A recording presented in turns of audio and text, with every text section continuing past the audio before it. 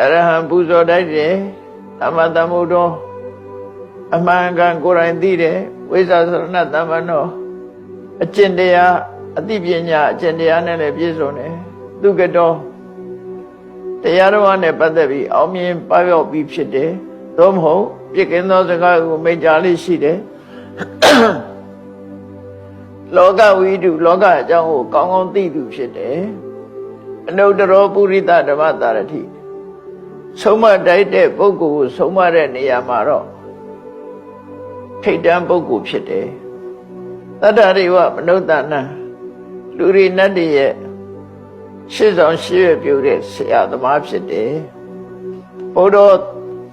မိမိကိုယ်တိုင်သစ္စာလေးပါးကိုသိပြီးသူတစ်ပါးကိုလည်းသိအောင်ဟောပြောနိုင်သူဖြစ်တယ်ဘဂဝါဘုံကံကြည်မသူဆရာကြီးဖြစ်တယ်လို့